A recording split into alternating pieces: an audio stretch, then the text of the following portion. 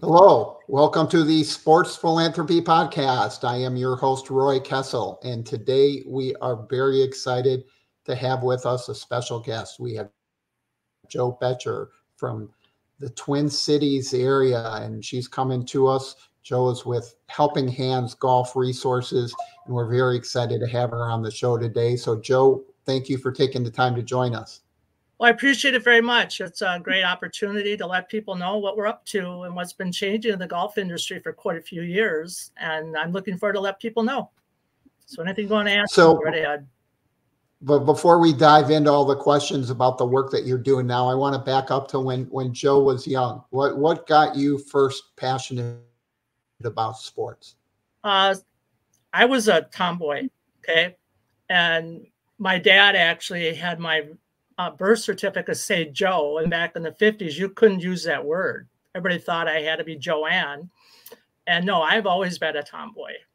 I played every possible sport possible in college I could, high school. But I learned how to play golf from my dad when I was about 5. And he was a semi-pro golfer that originally started as a caddy at Keller, which had a lot of big players there in the past, Sam Snead and those people. And he actually caddied for Sam Snead, believe it or not. But when I was born in the 50s, he still was playing semi-pro golf, even though he had an engineering degree at 3M, which is a big corporation here in Minnesota. And he and I would go out there. I have younger brothers. I have 4 other brothers underneath me, but I was the only girl of the kids. And I was the one, believe it or not, was more of an athlete. It's just that I stuck onto it. I loved it. I played golf ever since I've been 5 years old, competing when I was in middle school. We lived in Wisconsin during the summer. I'd go out and play with my dad all the time. I eventually taught my brothers who were a little bit younger.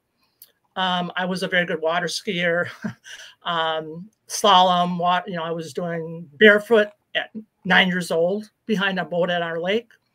And I really liked just sports overall. I always played basketball, volleyball, softball, you name them all. But golf started to stick for a couple of reasons. And I think this is the real benefit of what golf provides, is the socialization involved in it. We loved it. Our family are golfers. We'd go on vacations. My children, Bob and Becky, they're now in their 40s, but they remember us going down to Arkansas, where we were in Hot Springs Village, and we purchased some property down there so we could get reciprocal pricing to play golf for them to prepare to get ready for high school golf. And they loved it. We did it for years. We'd go down there in the spring and they'd get a kickstart of how to play golf. And they'd come back to Minnesota with all the snow and they were ready to go. In fact, my son even wanted to be a walk-on at Arkansas, went to school 1 year and said, no, I'm coming back to Minnesota, Mom.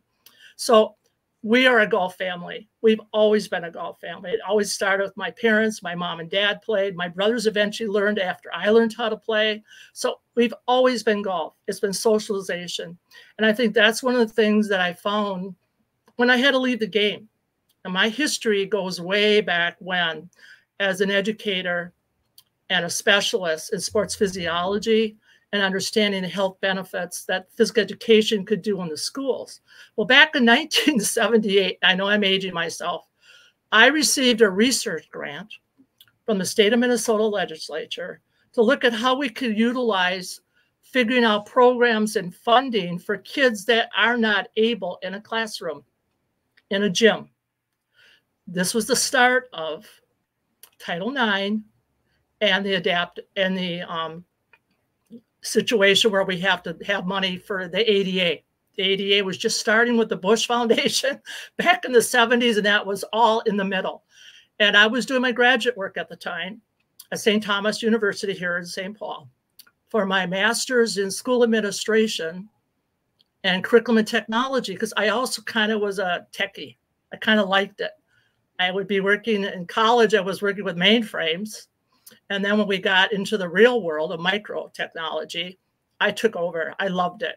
And so my whole career started blending those two special things I like, sports and technology. And so back then, I was in Washington, D.C. a lot, just helping people understand why we needed to have special types of programs for some of these children that are in wheelchairs, or have cerebral palsy or whatever the situation would be. And normally they're in corners in gyms. They don't participate at all. And I wanted to stop that. So I started looking at what could I do from a cognitive perspective to help these kids enjoy school. They hated physical education. They hated going in those gyms because all they did was sit there for 45 minutes and watch everybody else do something. So what I did is I worked with Microsoft and Apple Computer. Yes, the boys, the young guys, way back when, how we could have software development strategies of how to get these children involved. Well, I had this grant project. I started doing this.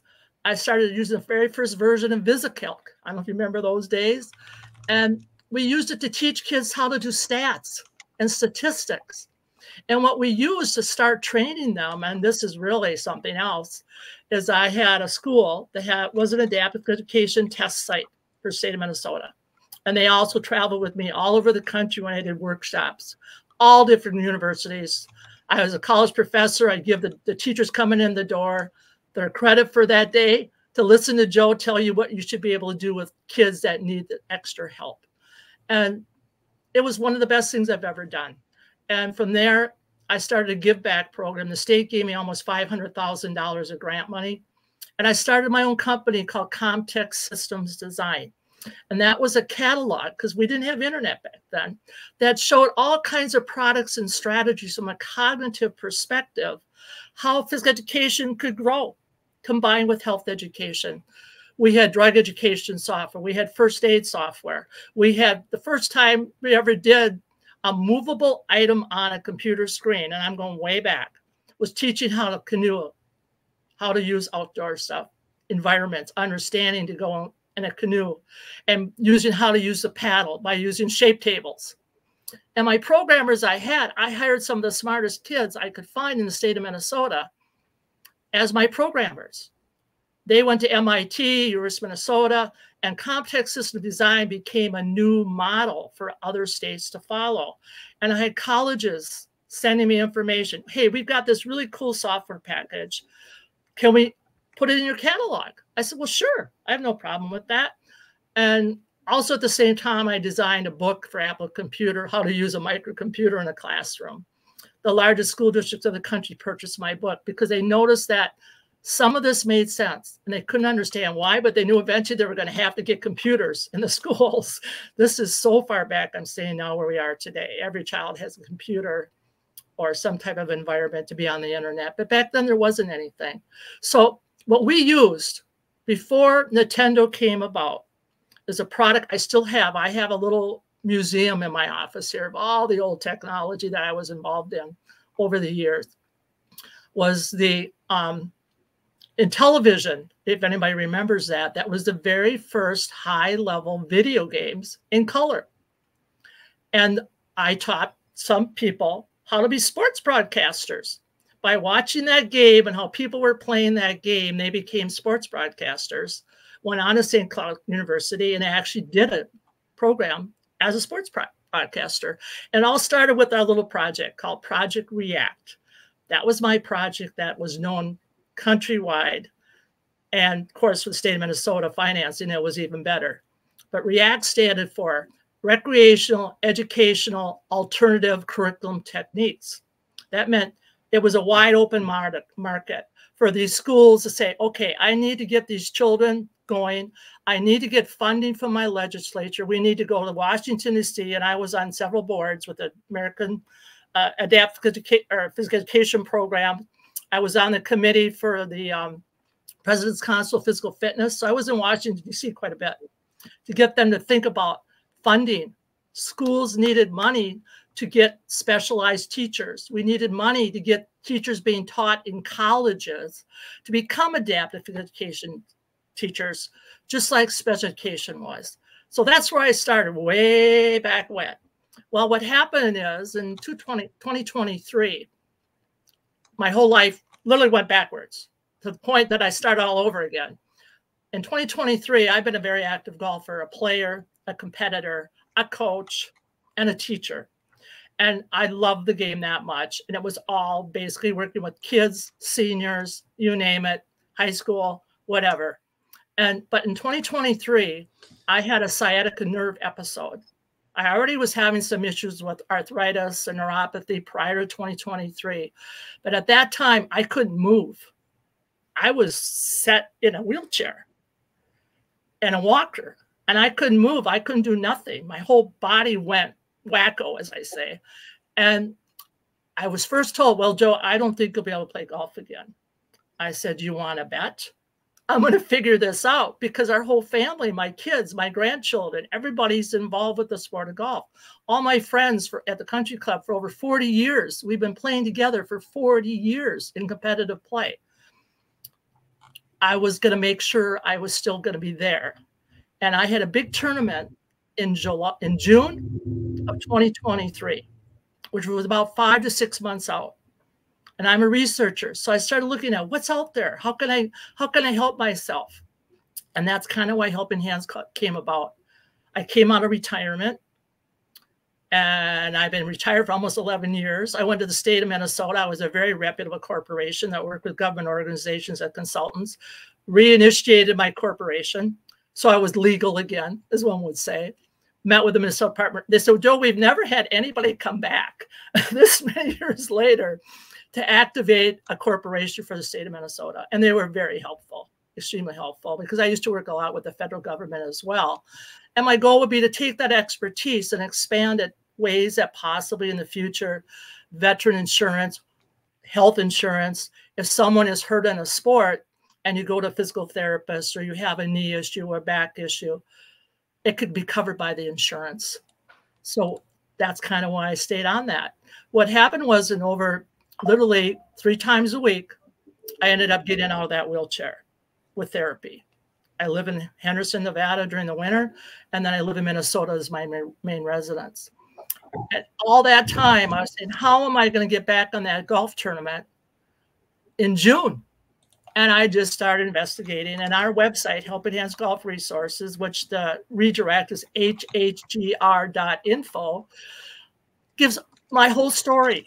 Why it came about, what I tested, what I checked on Amazon that maybe could help me get back on the golf course. And I did reviews of it, and people loved it. I had people looking at the website that's literally an intelligent portal tied to a lot of information that's free. Everything is free on HHGR. But what happened during that period of time, I needed to find something to help me as an aide on the golf course that wasn't going to be ugly, because I'm a young gal, even though I'm 72. I'm kind of cool. I like to have fun. So I looked for a product that I could feel comfortable going to the course with. There wasn't much out there. Anything I tried didn't work. So I was lucky to find 2 different companies that met with me. I had an idea of how I call them the dynamic duo. And when you go out to any of my websites, we will talk about the dynamic duo quite a bit. They both work in together to make it work. That I did research. How many times you've been on a golf course? Too many times. Twice every hole. You do it twice on each tee. That's 36 times. Then you go to the green. You mark your ball, you pick up your ball, or maybe you got all the sand trap, you drop your clubs on the ground. A lot of decisions in the game of golf. And I found 2 that work. So then I started a product description called the reachergolf.com. And that particular thing, I analyzed all the medical reachers that currently physical therapists or doctors give you when you've had an injury, or a temporary injury or permanent injury, and met a company in Michigan that had a patent on a 3D technology that was already in place almost 8 years ago. And we blended that technology together, and now we have something called the Reacher Golf. And what it is, I'm just going to quickly do this to get the interest. It's a cup on a reacher that allows you to put the ball in by yourself, push it in the ground, put a marker in, and get the ball out of the cup. But also, because we expanded our capabilities, you can get a ball from anywhere that you might be in trouble. I jokingly said, I would not want to go in and look for water, something near the water where there might be alligators. But if I could reach out 44 inches, I could see maybe it's still there. Or another person that I know really well, she said, I would never reach underneath a bush on a desert because you never know what's there. So we took those concepts and launched a product called Reacher Golf. And it has 4 different models. And we built some special ones. For my love is adaptive golf. Adaptive golf, just to let you know who they are, is any golfer in an instant can be an adaptive golfer. No, it's not just the people in wheelchairs. It's not the people that have only one leg. It's anybody that can happen. In my case, I always say, guys, I'm a rookie. You guys have got major health issues. And all I was looking for was the other percentage of the population like me. People leaving the game. In the last 3 years, 9 million golfers have left the game of golf because of temporary or health-related or age-related issues. And that's too many. That's way too many because the socialization is the most important thing. So PTSD is all over the place if you can't meet your buddies or your girlfriends on the first tee box. They're sitting back home. Jo, you've covered so much great information. I think that one of the challenges when we look at everything is you identified it well, right? There's so many needs. There's so many different aspects of what we need to be able to do to help people. So you founded Helping Hands Golf Resources. Tell us a little bit, in terms of, you've spoken about your passion and why you started doing that. But right now, what are the types of things that you're doing and how can, our audience, our ambassadors? I think the audience can help a lot because all the adaptive golf organizations are all independent nonprofits. And it all started back in 2010. And right now there's about 55 independent groups managed by volunteers to help people with clinics, whatever they need. There's new technologies built on special golf carts where people that can't bend or don't have mobility can still play golf in a vertical position. It's never happened before. Normally they have to sit on a cart, kind of reach over, hope they don't fall out of the cart and try to hit with one arm. So the whole concept is changing. And I'm lucky to work with some of the best. And I'm basically working with one that I feel is the leader of the pack, which is Stand Up and Play Foundation. It was originally founded back in 2010. Those dates, they just celebrated their 14th year of helping people all over the country and now going international by a vision of an individual called Anthony Netto, who developed the new technology 10 years ago to make it possible for him that was paralyzed from the waist down. He was a golf coach. He worked for the Olympic teams of Germany way back when. He wanted to continue to play golf, but he wanted to help everybody. And when I'm finding out with all these groups, Stand Up and Play Foundation is the only one that has major chapters across the United States right now. And they're adding every day that people are looking for help. And what happened in the past is I went out and started promoting them on every major golf site I could find that would accept my posts from Helping Hands Golf Resources. And first by my name, Jo Boettcher, and who I was. And they did. In some cases, I promoted the recent Augusta, where we had a PGA professional that had a brain injury that went back to play golf for Augusta this year. And he worked hard for it. And he deserved a clapping hands. And people started to learn what adaptive golf meant. Here's a pro. And 1 year earlier, he couldn't even speak. He couldn't do anything. He was back on the Augusta. John Daly's another one recently, where unfortunately he had to discuss ADA concerns with the PGA because he's got very bad knees. He can only walk maybe six holes if he's lucky. And he got approved to be in the championship tournament because he deserves it. He's won several championships. That he could ride a cart, but their caddy had to carry it. Okay, so there's a disconnect here too, but the adaptive golf community needs help. They're all looking to help people. They're from the heart. They're literally from the heart. And the problem is that these new products coming on the market, these expensive high-end technology solutions are over $20,000 right now because the volume isn't there yet. My goal is every public golf course, very soon, we'll hear about the National Accessibility Act, that anybody should be able to play a regular golf course and not be cut off for a certain time of the day. Only seniors can go at this time, or if I got a person coming with a paraplegic one leg, I don't want them on my course. Can't do it. The ADA is getting very specific, and there's a big group right now that's working on it. New rules, new guidelines, and the USGA is behind it. But they still have to catch up on the PGA and LPGA level, because my goal to help these organizations, and we have so many stories out there. Go out to our website and you can find them. But we have a young girl that I want to talk about briefly in Wisconsin. Her name I won't mention, but her situation. She was from a golf family. She loved it. She had a seizure. She could no longer feel anything, couldn't talk, and she couldn't play just after winning the state championship a year before. Now, with the Stand Up and Play Foundation, they did a GoFundMe, a big program, and I've been promoting it like crazy. This girl will eventually have a tool she can have and hopefully play collegiate golf. And maybe she'll be the first one in the LPGA that has her own special capabilities. So that's what it's all about. We need the adaptive golf community for fundraising. Is their biggest way they survive, with clinics and volunteers coming and helping. And what Reach Your Golf has done for them, it even helps their helpers to save their backs too. And I have to bend so much, because one-to-one is always what they have to do with an adaptive golfer. Especially I'm talking to Special Olympics right now in Connecticut. So it's everybody needs their help. So if we can look at fundraising opportunities for adaptive golfers, be it they're permanent or temporary, I think it's the best thing we could ever do.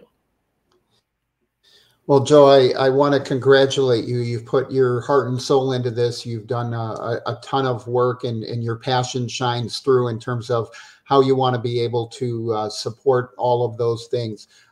If people want to reach out to you, what is the best way for them to reach you?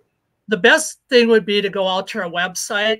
We have the bots on there, but otherwise the easiest is contact us at hhgr.info. Contact us at hhgr.info. Our websites are reachyourgolf.com, that goes over the products and strategies and solutions and people of all different levels, including an endorsement of a paralyzed individual and how his life has changed. We add new stuff all the time. So I encourage you to go out and check it out. But if you want to get hold of us to learn and help, if you want to help these chapters, do you want to help with fundraising? They need it. They really do need it, because there's so many people happening right now. In an instant, they're becoming an adaptive golfer. So I hope that helps you guys out. Thank you for the opportunity, Roy, to be able to give us a little bit of information about what we're doing. And my goal is the future foursome is not going to be all able players. It's going to be a combination of everybody, of every gender, every disability on the golf course very soon. Well, Jo, thank you for sharing that story, your passion.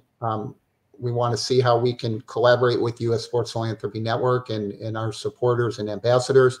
I want to shift to a lighter subject just for some fun to wrap up the podcast here, and throw a question at you. If you could be commissioner of any sport, what sport would you like to be? What sport would it be?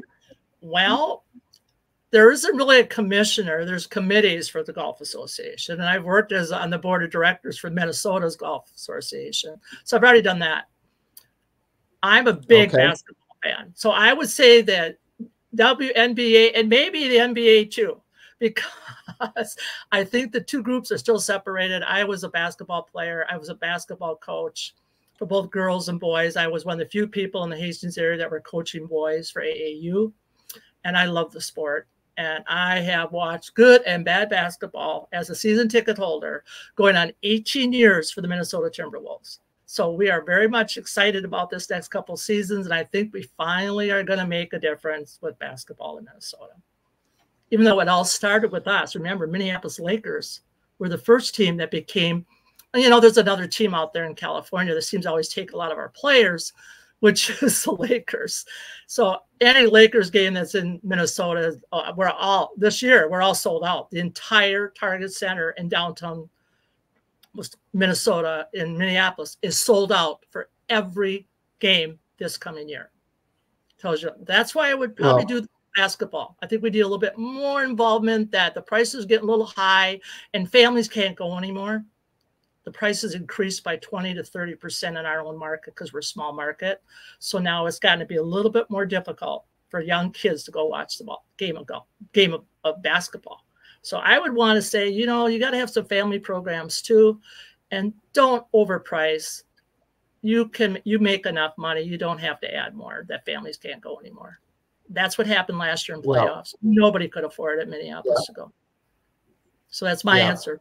Well, Jo, thank you for being here with us and sharing that to all of our viewers and listeners. We want to thank you for taking time to join us on the Sports Philanthropy Podcast. This is your host, Roy Kessel, signing off. Please remember to live generously. Thank you.